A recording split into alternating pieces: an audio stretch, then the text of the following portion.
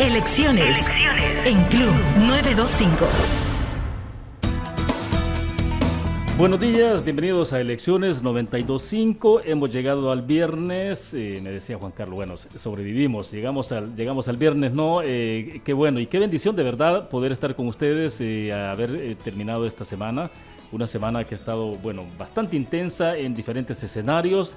Así que, bueno, gracias por acompañarnos, por ser parte también de este programa, de enviar sus mensajes, sus notas de voz. Como siempre recuerdo, tenemos habilitado el WhatsApp Club 74349538. Puede anotarlo por ahí para que pueda participar. Insisto, 74349538. Así que esta mañana de viernes, obviamente estamos cerrando la semana laboral y entonces continuamos siempre escuchando las propuestas de los candidatos a diputados, candidatos a alcaldes, aquellos que están involucrados también en la actividad estrictamente del proceso y evento electoral. Hemos tenido representantes del Tribunal Supremo Electoral.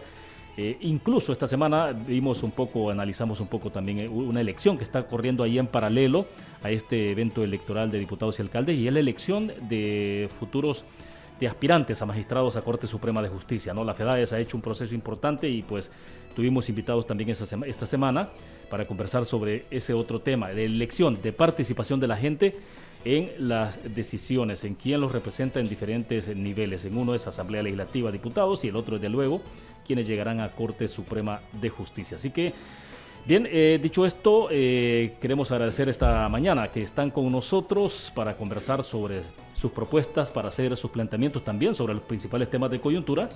Dos candidatos a diputados. Está con nosotros Carmen Marchelli.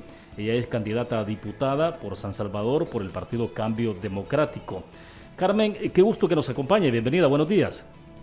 Buenos días, William. Buenos días a toda la audiencia que está en este momento en sintonía del 92.5 y también de las plataformas que están disponibles ahorita para esta entrevista. Un gusto y muy agradecida por este espacio. Bueno, excelente. Y sí, efectivamente estamos en línea también. Tenemos nuestra aplicación. Solo debe ingresar al www.miradio.com.sv y entonces ahí le despliega los iconos de las 6 estaciones hermanas y ahí aparecemos nosotros en la parte superior derecha, Club. Ese es el icono que aparece. Entonces usted solo ingresa y ya nos escucha desde cualquier parte en el mundo, ¿no? Esa es una bendición el internet, sin duda alguna.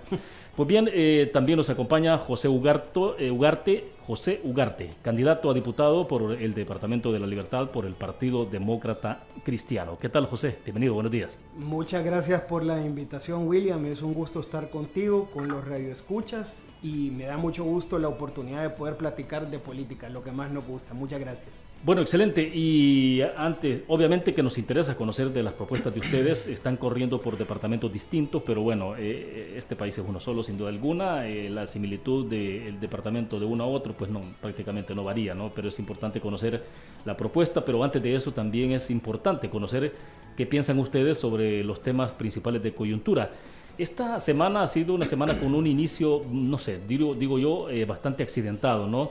Los incidentes graves, lamentables del pasado domingo, donde murieron 2 militantes del FMLN, fueron asesinados, ha marcado de alguna manera la agenda de la semana y tal parece que esto será para largo, ¿no? Ya vimos y lo reiteramos, como lo hemos dicho esta semana a lo largo de los análisis de estos días, pues sí, pronunciamientos de organismos internacionales, la OEA, Naciones Unidas, diferentes organismos de derechos humanos se han pronunciado también ante una situación como esta.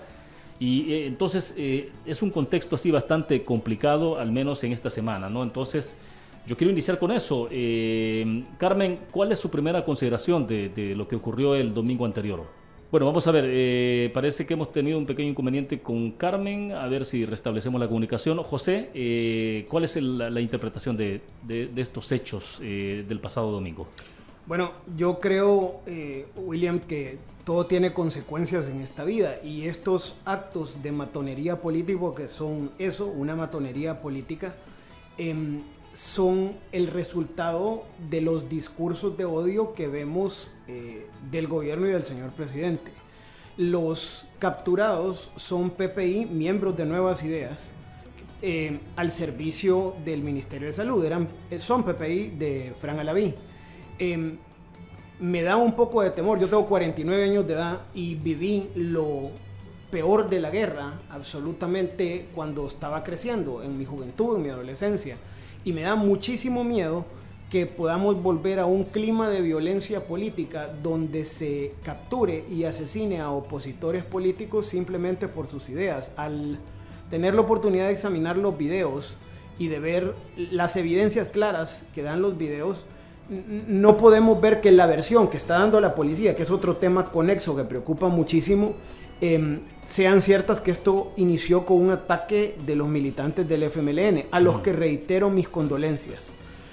Nosotros podemos observar que la gente la gente del carrito azul se baja en un acto de total frialdad, camina con pasividad hacia el otro vehículo, disparan y luego regresan fuera de cámara. Y esto lleva al otro tema que preocupa tremendamente, a la pelea que tiene la Policía Nacional Civil con la Fiscalía General de la República. Nunca antes en la historia legal, judicial o política de este país habíamos visto que la Fiscalía era cuestionada por la policía, que está bajo su dirección funcional. Entonces, a mí lo que me preocupa es el tema de tremenda inestabilidad e ingobernabilidad legal que esto está generando. Aparte, me preocupa también la desidia o la falta de humanidad con la que el gobierno califica estos asesinatos. He visto gente de Nuevas Ideas, he visto gente como el Broso Sanabria, que se han dedicado a utilizar esto en términos peyorativos y despectivos, sin respetar lo más mínimamente básico que es la vida humana. Entonces sí es un tema preocupante de país, William. José, ¿y esto no puede considerarse como una situación aislada en el contexto que está viviendo? Siempre existe la posibilidad que sea aislado, pero si se lo voy a decir de esta forma.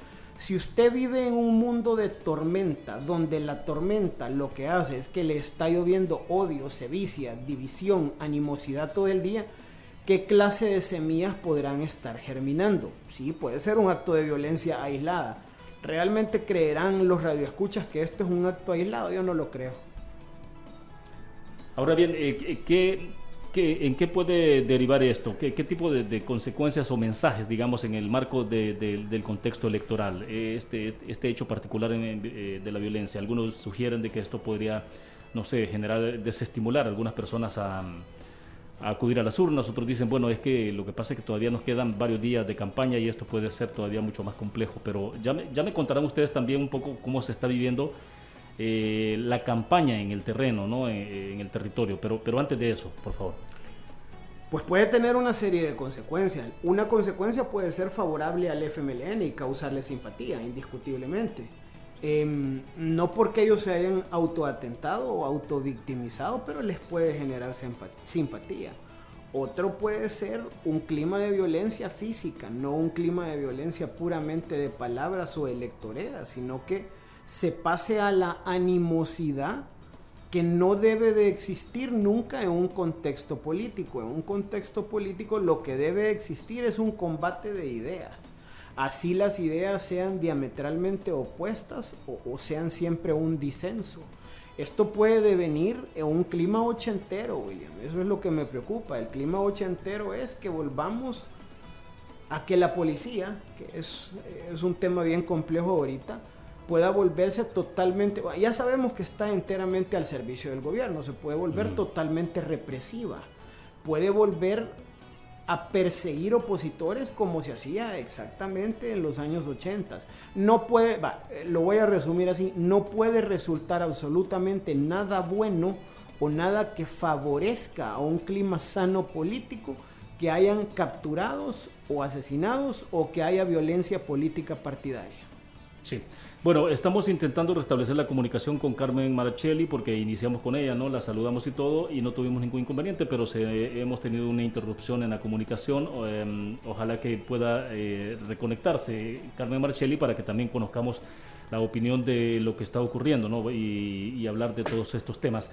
José, a ver, The Economist ayer publicaba una información que tiene que ver con cómo el análisis que ellos hacen sobre la situación que está viviendo el mundo en el marco de la pandemia, del estado de las democracias, y se hablaba sobre el caso particular de El Salvador, que estábamos, decía, en una condición de un estado, una situación híbrida.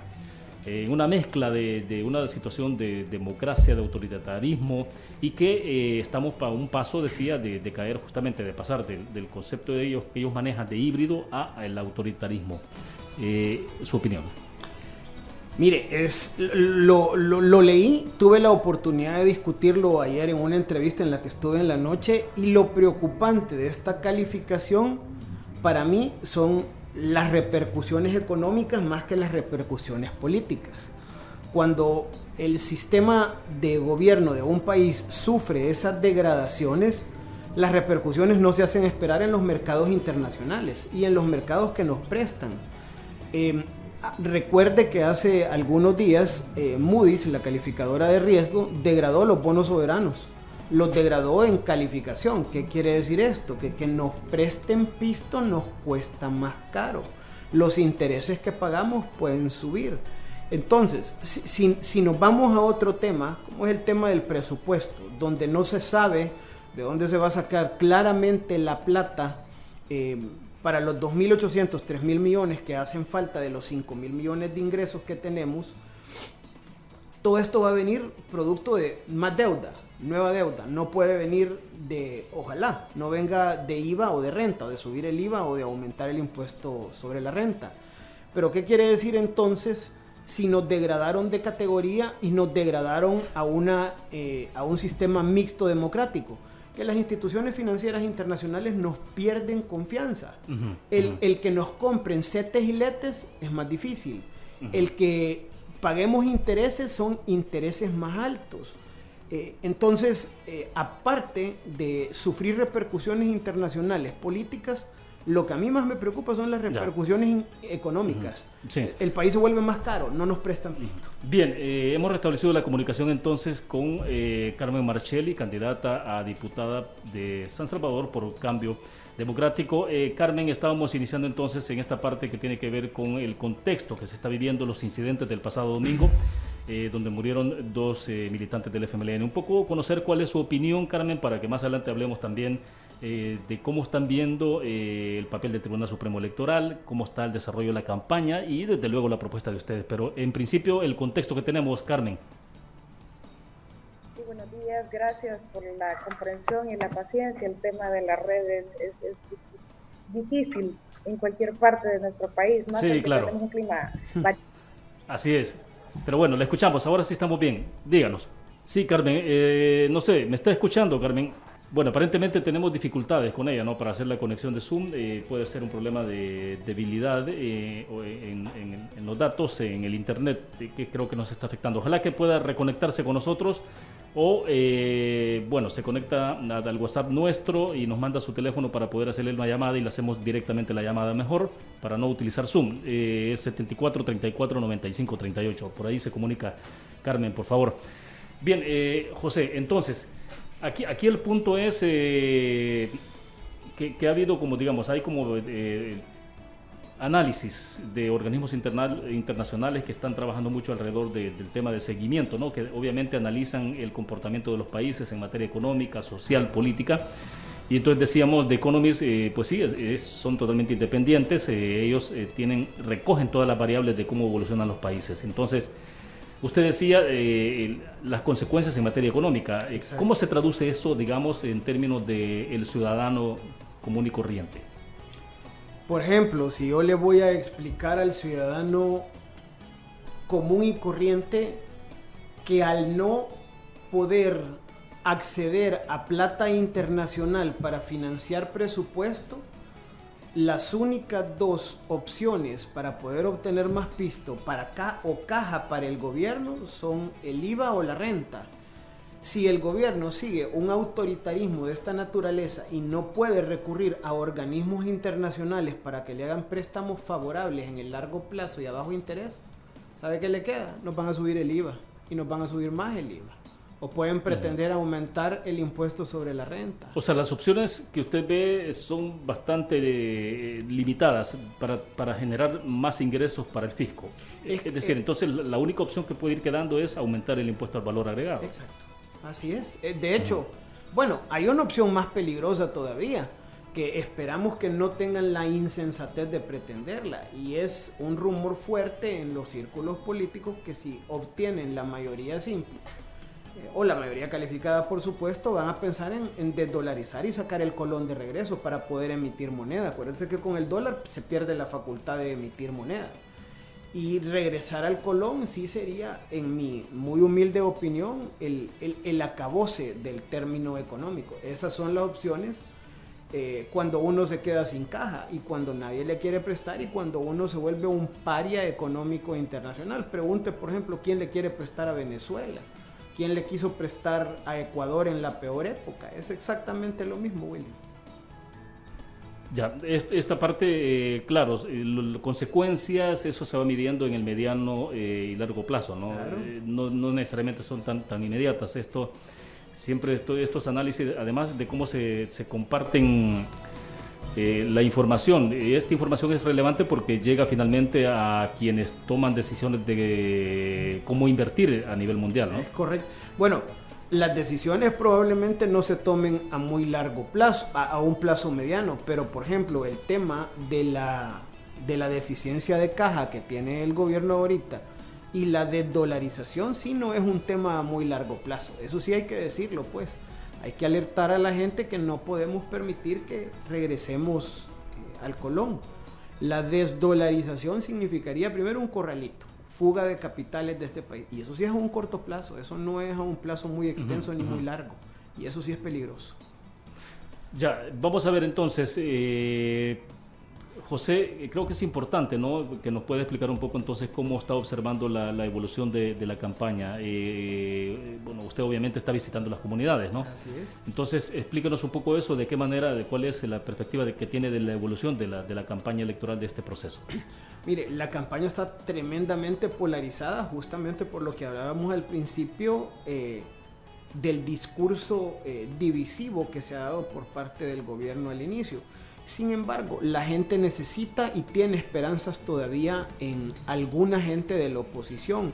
Y más que por partido, lo tienen por perfiles, por rostros. La gente está buscando rostros y examinando más los rostros. Cuando y esto, José, a pesar de que algunas encuestas están indicando que la gente se está decantando más eventualmente por el voto sobre bandera y un poco menos sobre el rostro o el candidato en sí mismo. Fíjese que la información de calle, que es la que vale, no tanto de la encuesta sesgada, a mí me dice lo contrario. La gente no le importa mucho la bandera ahorita. La gente está buscando perfiles idóneos. Por ejemplo, las encuestas que salen ahí... O sea, para usted un resultado que confirmaría de que la gente se ha decantado más por la persona, por la figura, más que por la bandera, ¿a usted no le tomaría por sorpresa si tenemos un resultado así después de la elección? No, y le voy a decir por qué. Por ejemplo, nosotros como Partido Demócrata Cristiano, por los perfiles que llevamos, nosotros esperamos de 6 a 10 diputados a nivel nacional. Las encuestas, por lo menos la encuesta que salía ayer, a nosotros nos decía que en La Libertad no teníamos ninguno, y nosotros en La Libertad, de donde yo participo, esperamos 2 diputados. Lo que pasa es que muchas encuestas hay que analizarlas más a profundidad. Una de las últimas que habla del interactuado que tienen los candidatos en Twitter o en Facebook con la gente que los lee y les dan likes, asume que el engagement o el interactuado se va a traducir en votos. Saca gente que cuando yo ando en la calle les digo, hey, tú conoces al tal, o no sé ni quién es, no los conozco. Entonces hay mucha presunción, por lo menos de estas últimas 2 encuestas, sobre todo la que asume que el engagement o el interactuado se va a traducir en votos. O sea, que esto sería asumir de que los likes... el que tiene más gente en Twitter, el que tiene más seguidores... Eso se traduce al voto, a las urnas. Mire, le puedo dar la muestra. Walter Araujo, cuando corrió para alcalde con Gana, decía que esa era la red más poderosa del planeta y tenía 52,000 followers o no sé cuánto en ese momento.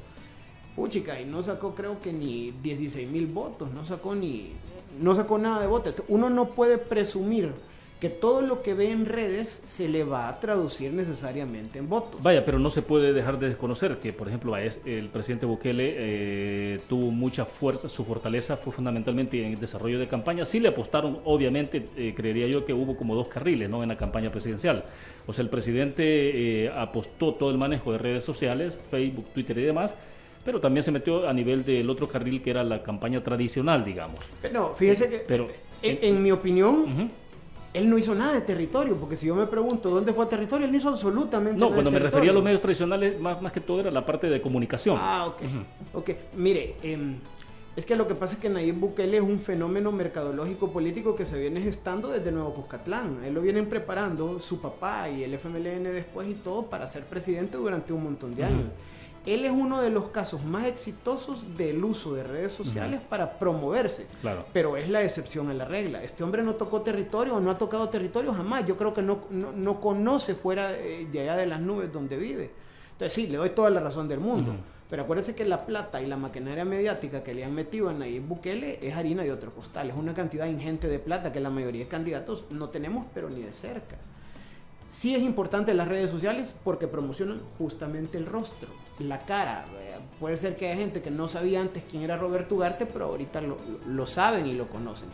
Pero también me da la exposición de contarles, bueno, estas son mis propuestas. Lo que no es tan fácil hacer por el tema de pandemia ahorita en el territorio. Entonces, las redes sociales son importantes, pero no aseguran que porque yo tengo 50,000 seguidores, solamente por ese hecho, yo voy a quedar. Mire, no quiero hablar en específico de ningún candidato, pero ya me releí la encuesta ayer. Sí. Ahí hay candidatos que yo sé que no tienen absolutamente ninguna posibilidad de quedar, y aparecen en esa encuesta. Aparecen en esa encuesta porque tienen un montón de seguidores, pero han tenido opiniones tan diversas donde la gente les ha preguntado cuál es tu propuesta, y como no saben decir cuáles son las propuestas, a la hora de decidir por ese rostro se van a quedar sin el voto. Sí.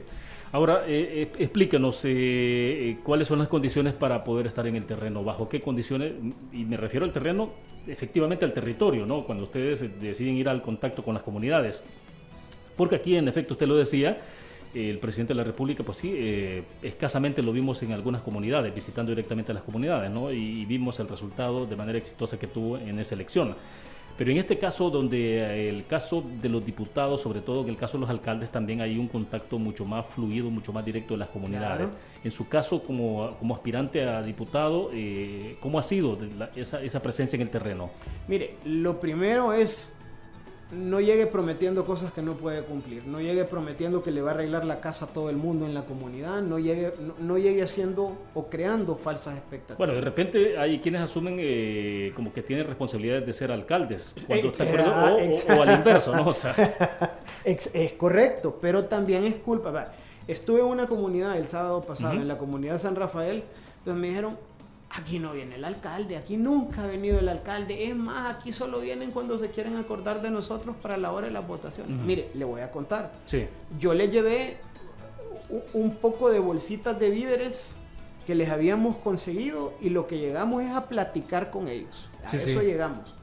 Tiene que llegar usted dispuesto al contacto. Hay candidatos que llegan solo a tomarse la foto. Usted no puede llegar solo a tomarse la foto. Usted tiene que llegar a hablar con la gente. Eso requiere mucho tiempo, ¿no? De dedicar mucho tiempo para platicar con la gente. O sea, fíjese que para tener el pulso de lo que siente la gente, hay que platicar con ella, hay que estar ahí. Es que hay candidatos que quieren en un sábado en la mañana, porque no lo hicieron durante la semana, echarse 5 comunidades en todo el día. Y llegan, la foto, señora, soban al chucho, y no, eso es puro BS político, por no decir la palabra. Entonces, en su caso, ¿qué variante le está introduciendo en ese sentido? Mire, lo que pasa es que a mí me gusta el contacto físico, muy al cuidado del COVID, pero a mí me gusta el contacto físico.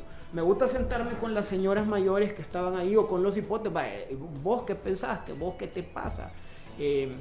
¿Por qué crees que te han olvidado? Fuimos donde una señora,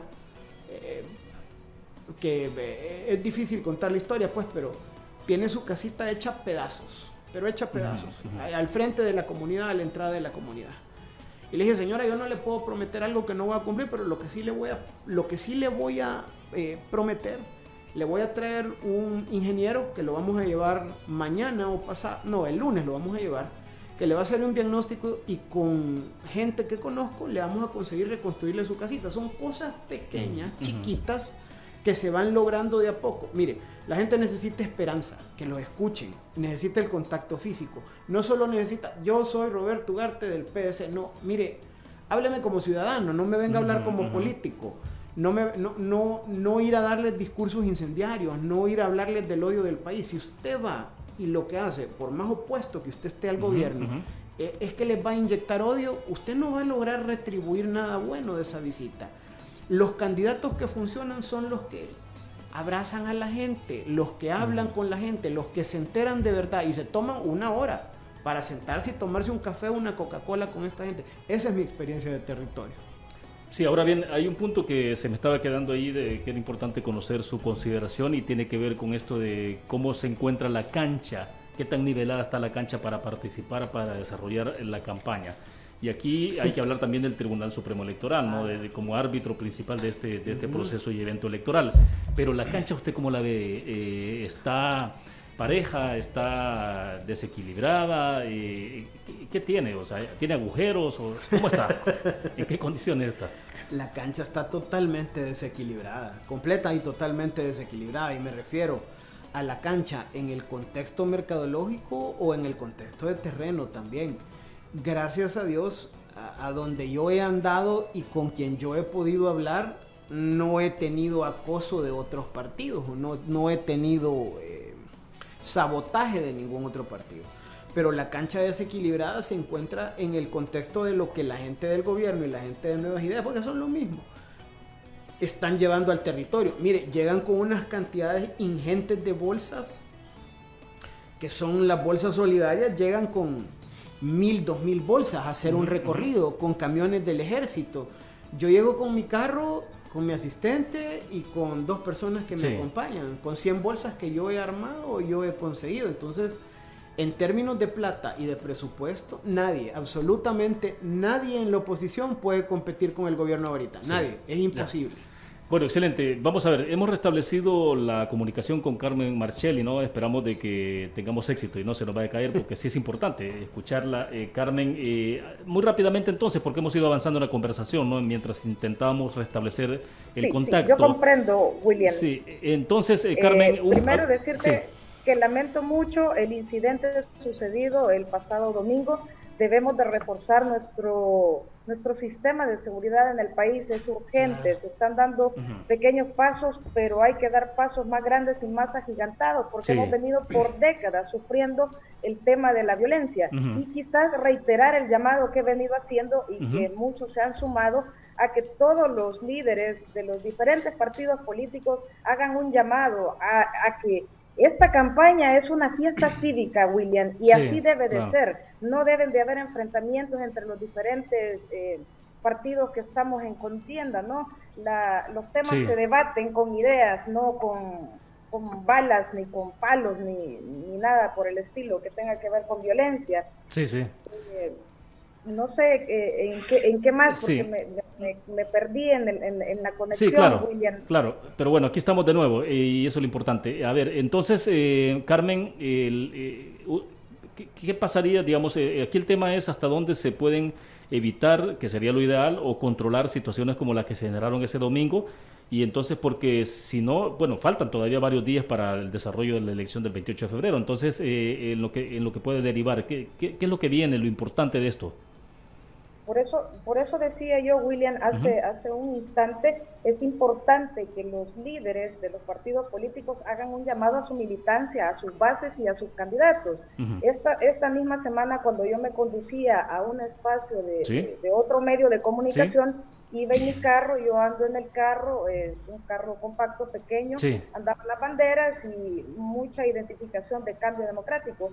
Y me topé en una calle con un vehículo que llevaba más de 30 personas del actual alcalde de San Salvador, y me comenzaron a gritar, a silbar y a decir un montón de cosas. Todo eso es intolerancia, William, y eso debemos de frenarlo. En mi caso, yo subí los vidrios, seguí la marcha, no me detuve, no les dije nada, no les quité, pero también tiene mucho que ver con el otro. Recordemos que en este país aquí han asesinado a personas hasta por un parqueo, William. Entonces el tema de la intolerancia, del del poco respeto hacia la vida del otro, es algo que hemos venido arrastrando, no es algo que sea exclusivo de esta campaña, sí. Y es condenable y no debe de seguir. Sí, porque aquí, Carmen, de respetar la vida. Sí, porque aquí hay un poco de preocupación, ¿no? En términos de que tanto este hecho en particular pueda tener un efecto en desestimular a la población a que pueda acudir a las urnas, sobre todo porque el día de la votación, no en las primeras horas, sino cuando ya han cerrado la junta de receptores de votos, que ya viene toda la ansiedad, la tensión, y todo el mundo está ahí queriendo saber si su alcalde, si su diputado quedó o no. Entonces, eso es vital, ¿no? ¿Cómo evitar entonces justamente que esta situación vaya a derivar en desestimular la participación de la gente? Yo creo que no va a haber ningún desánimo de la población salvadoreña a acudir a las urnas, porque estas elecciones son bien diferentes a todas las anteriores. Cuando yo he visitado las comunidades en los diferentes municipios en los que han dado, William, una de las cosas es que la gente está muy motivada a ir a votar, y otra de las cosas que me ha llamado mucho la atención a mí en lo particular es que la gente dice que va a marcar rostros, que va a votar por personas, aunque las encuestas siguen manteniendo un porcentaje alto por banderas políticas. Y justo eso conversamos hace unos segundos con el candidato Ugarte, ¿no? Que es lo mismo me estaba diciendo él, que lo que percibe en el terreno justamente es que la población se está decantando más por marcar por rostro. Obviamente las encuestas no están mostrando eso, sino que parecería que está prevaleciendo nuevamente la intención de voto por bandera. Entonces usted coincide también en que en el territorio la gente sí se está decantando más por el rostro. Bueno, eso es lo que me han dicho a mí en las comunidades que he visitado. La gente me dice, cuente conmigo, tiene mi apoyo, casilla 3, ¿verdad? Me lo reiteran, ¿verdad? Entonces yo creo que va a haber un porcentaje de la población que va a votar quizás por bandera y otro porcentaje que va a votar por la persona, por la casilla, por el rostro. Es importante recordarle a la audiencia, William, que esta fue una reforma al Código Electoral justamente para disminuir o erradicar el tema de que cuando se vota por bandera se va votando según el orden de las casillas. Exacto. Cuando votas por rostro, tú estás ponderando a la persona, a las propuestas de esa persona que va compitiendo, y no importa que vaya en la casilla 20 o en la 21, 17, 18. Exactamente. No es la población, y la población debe de votar en estas elecciones por propuestas, no por caras bonitas, ni simplemente porque es un rostro nuevo, no, por propuestas que solucionan los problemas que día a día viven en las comunidades. El tema de seguridad, el tema económico, el tema de salud, el tema de educación, son importantes y hay que llevarlos y trabajarlos desde la Asamblea Legislativa, no para beneficiar a un grupo específico de esos patrocinadores de diputados corporativos, no, sino se debe de poner en el centro a la población salvadoreña. Esa es una de mis propuestas y de mis compromisos, William. Sí, acá le consultaba al candidato Ugarte, por ejemplo, sobre el tema de cómo ve la cancha en términos de participación de ustedes como aspirantes, ¿no? ¿Qué tan nivelada está para participar? Las reglas del juego, ¿no? Desde el Tribunal Supremo Electoral, el papel mismo del Tribunal Supremo Electoral, ¿cuál es la observación que usted tiene? Bueno, con relación a cómo está el escenario, ¿verdad? Está desequilibrado, pues, porque algunos tienen recursos, otros no. En mi caso particular, yo trabajo básicamente a través de las redes sociales, William, y lo he dicho en otros espacios. A mí, por ejemplo, el partido por el que voy corriendo no me ha dado ni siquiera una bandera, mucho menos un centavo, ¿no? Entonces, todo sale de la misma población. Yo por eso me he acercado a la gente, y en redes sociales no necesitan mucho presupuesto. Yo estoy jugando con $200, ¿no? Pero eso, para responder al tema de las desigualdades que hay en el territorio, ¿no? Ahora bien, con el tema del Tribunal Supremo Electoral yo tengo muchas observaciones, William, y quizás en aras del tiempo voy a decir las dos más importantes para mí. Uno, el Tribunal Supremo Electoral no ha cumplido su papel de hacer el filtro de los candidatos que están compitiendo. Y lo quiero decir porque, por ejemplo, el caso de Walter Araujo es un caso que ha revuelto los ánimos en la población salvadoreña, en los diferentes partidos políticos, etcétera. Pero esto, ¿por qué se ha dado? Esto no hubiese llegado hasta la sala de lo constitucional si el Tribunal Supremo Electoral hubiese hecho su papel de investigar si los candidatos que están participando o que se querían inscribir cumplían con todos los requisitos que establece la Constitución de la República. Por ahí tenemos otros candidatos de otros partidos políticos que sí están participando y tampoco cumplen con el tema de la moralidad notoria, ni con los revés, y tienen también indicios de corrupción, están vinculados con el tema del fenómeno de las pandillas, etcétera. Entonces, ¿cuál es el papel que está jugando el Tribunal Supremo Electoral en estas elecciones? Sí, excelente. Bueno, son las 7:36 y tenemos que hacer una pequeña pausa comercial. Nos quedamos conectados, Carmen, para que sigamos hablando, porque me interesa ya entrar a la parte de cuáles son las propuestas que ustedes están planteando. Tienen una coincidencia, ¿no? Bueno, el caso Cambio Democrático, el PDC, son partidos, no me gusta usar las palabras, se dice pequeños, ¿no? Pero de repente lo de pequeño es relativo, pero sí, en términos de número de representación en la Asamblea, pues obviamente son pequeños, con limitantes, pero tienen esas coincidencias. Pero sí me interesa, cuando regresemos después de la pausa, hablar ya de cómo están haciendo ustedes para lograr seducir a los votantes, es decir, cuál es la forma para convencer a alguien a que vote, en este caso por José Roberto Ugarte del PDC, en el caso suyo como Carmen Marchelli de Cambio Democrático. Hacemos una pequeña pausa, regresamos con más.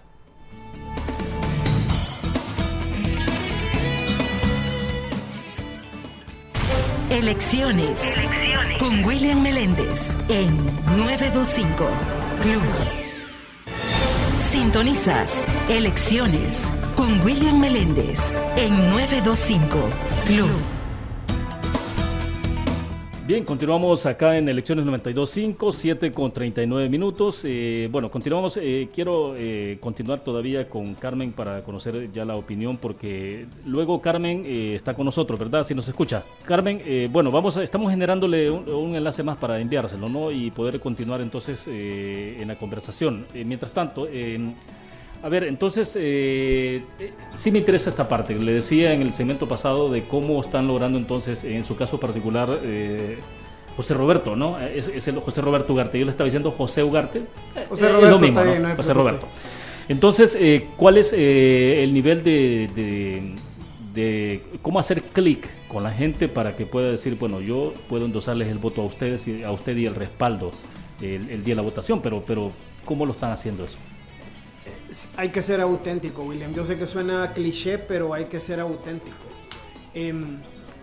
La gente ya detecta rápidamente la falsedad en la voz, en las comunicaciones, en las palabras, en lo que escribe, en lo que propone. Cuando usted le habla paja a la gente, así rapidito lo saben, rapidito se dan cuenta. ¿Cómo estoy haciendo yo? Yo me he financiado la campaña con ayuda de compañeros de colegio, amigos, de una forma muy modesta. Entonces ha sido principal y primordialmente en redes sociales, en videos cortos que he colocado de mis participaciones, donde yo hablo como estoy hablando contigo ahorita. Sí. Y eso, en mi caso, es lo que me ha dicho la gente que le hace clic. Han visto en este servidor tuyo y ustedes los radioescuchas una persona poco decorada para hablar, y eso les gusta. El hecho de no darle muchas vueltas a las cosas y hablar con la franqueza, como tú hablas en el día a día, eso le fascina a la gente. Ahora, cuando se llega a las comunidades, por ejemplo, uno piensa, bueno, quizás de repente lo que hay ahí es un poco del reclamo, ¿no? De decir, bueno, miren, nosotros lo que necesitamos aquí es agua, energía eléctrica, salud, que en mi casa, por ejemplo, ponerle un piso que no siga siendo de tierra, sino algo ahí de cemento al menos. Entonces, porque incluso la gente vincula esto, José Roberto, a la parte de democracia.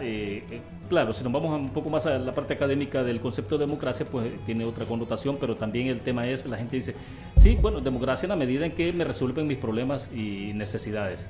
Es que el candidato a diputado, el diputado, el alcalde o el funcionario que sea, tiene que recordar que representa a un votante en su vida real, no solamente en su vida etérea o en su vida política. Entonces, cuando uno llega, aunque uno sea el candidato a diputado, lo que le pide la gente es básicamente, en algunos casos, que actúe como un pseudoalcalde. Entonces, lo que quieren es, aparte, que los escuchen y quieren que les resuelvan necesidades reales.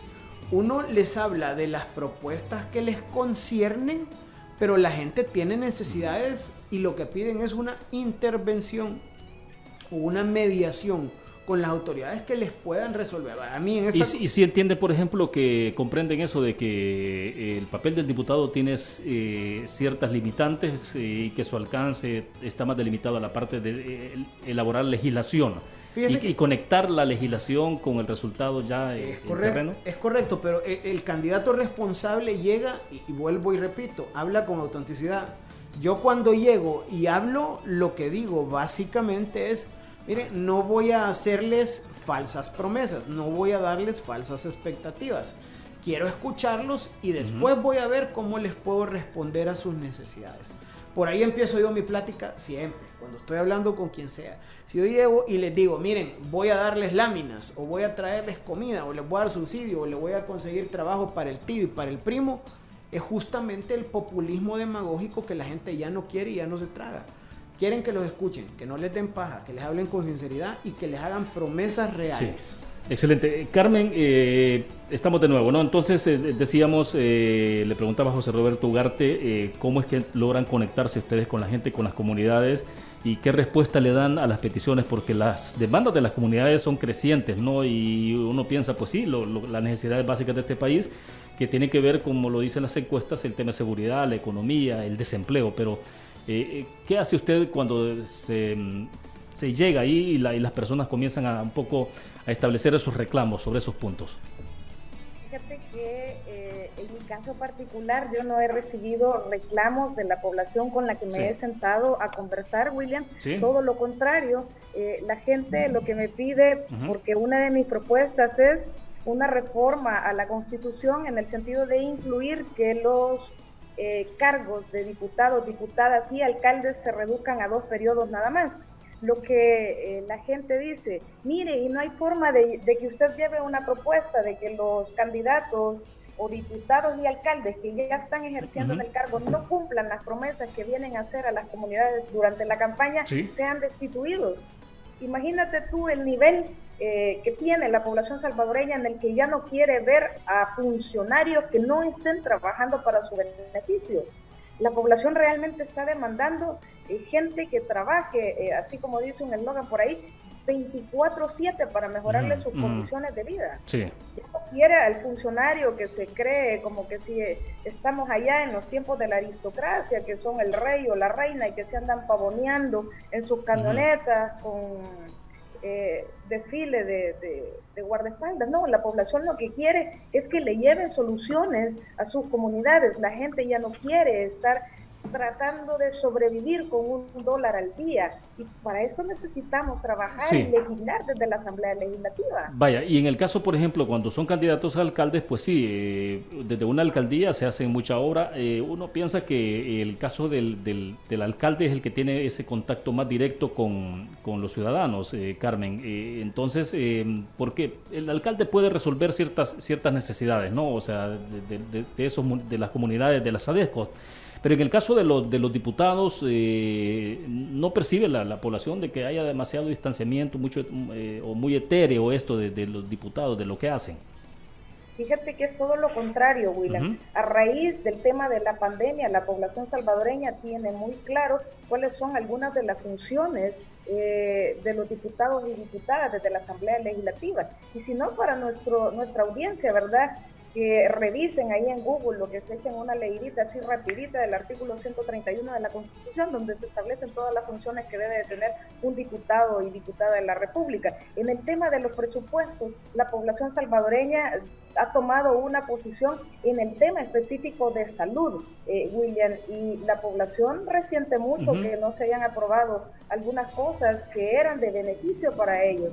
Por ejemplo, no podemos negar que en este país hemos tenido una red de salud deprimente. Antes en los hospitales, si nos vamos una década o más de una década hacia atrás, recordará toda la audiencia que está en sintonía en estos momentos a través de la radio o de las diferentes plataformas y las redes sociales, que había una mal llamada cuota voluntaria cuando uno iba a las unidades de salud a pasar consulta.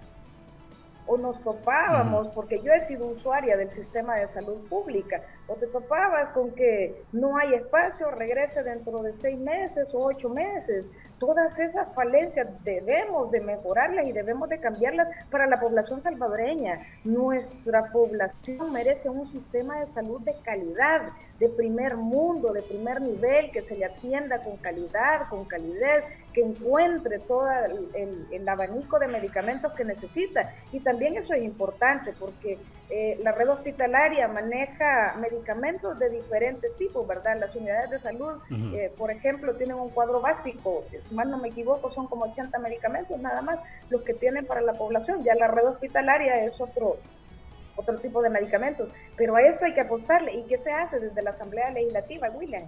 El presupuesto. Los diputados son los que pueden reforzar las carteras de salud. Tu servidora está comprometida con llevar mayor presupuesto para que la red hospitalaria mejore, para que tengamos mejores infraestructuras, equipo de vanguardia, que los salarios de nuestro personal de salud no anden tan paupérrimo. Hay gente que dice, ay, los médicos ganan bien. Sí, pero el sistema de salud no solo está compuesto por médicos. Se ha puesto a pensar usted que a veces los médicos trabajan hasta 72 horas seguidas. Esto debe de ser dignificado para el sistema de salud, solo por hablar de la cartera de salud, William. Sí. Bien, vamos a ver, con el tiempo nos está avanzando. Ustedes han desarrollado, José Roberto, por ejemplo, en sus iniciativas, en las propuestas, han delimitado sobre la parte económica, la parte social.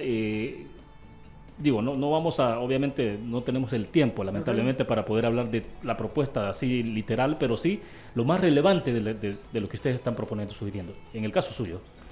Yo, por ejemplo, he desarrollado una agenda de trabajo que son 7 ejes, que los he denominado agendas particulares. Lógicamente, como tú decís, no puedo ponerme a narrar cada una de las agendas. Sin embargo, invito a los radioescuchas a que vayan a mis redes sociales, a mi fanpage, José Roberto Ugarte SB, en Facebook, y en Twitter es mi nick es consejero01.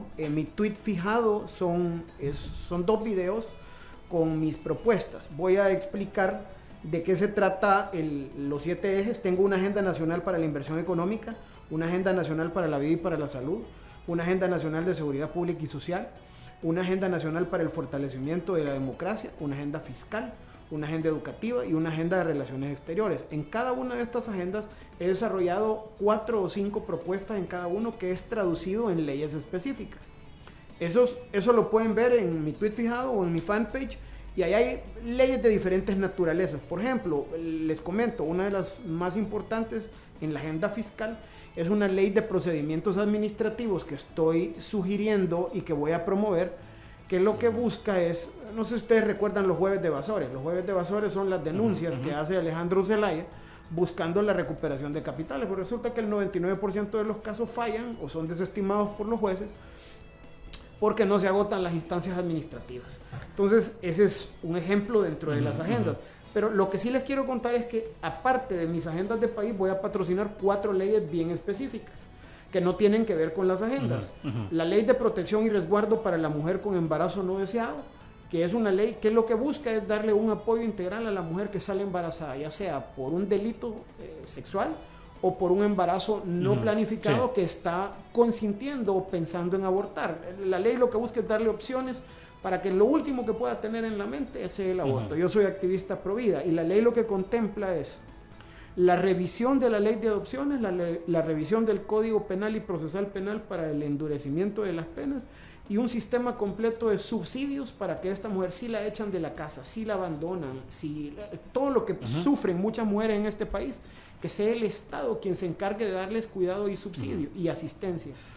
Estoy proponiendo una ley de reactivación y recuperación económica por pandemia que lo que busca es un escudo de medidas legales para proteger a la gente que perdió sus trabajos, gente que perdió sus empresas, quebraron sus empresas, y esto puede darles un alivio. Es algo muy similar al capítulo de bancarrota gringo, que lo que hace es que la gente llega a un tribunal, se acoge al capítulo de bancarrota después de una serie de filtros y recibe un sistema de protección para no perder sus casas, para no perder sus negocios o para no ser despedido.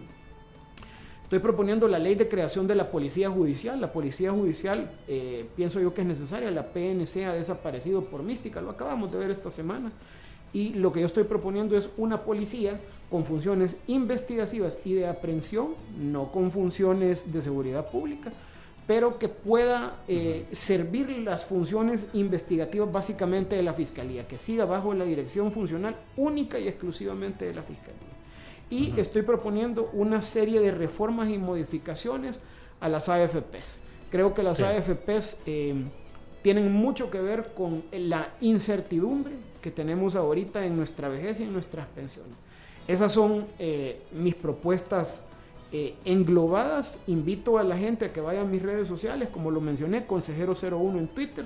Vean mi tweet fijado, ahí está un video con todas mis propuestas. Y que vayan a mi fanpage, José Roberto Ugarte SB, donde pueden ver el video con la descripción de todas las propuestas de mi agenda de país.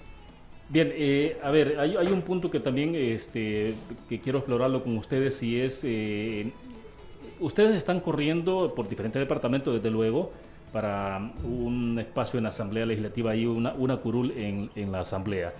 Resulta que las encuestas están coincidiendo en un elemento, y es en términos de la escasa credibilidad que tiene y confianza que hay en la Asamblea Legislativa.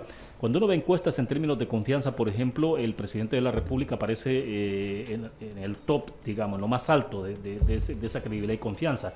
Y es la Asamblea Legislativa la que está al final, y los partidos políticos de manera consecuente. Entonces, Carmen, ¿cómo trabajar esa parte de recuperar esa parte de la credibilidad en la Asamblea Legislativa?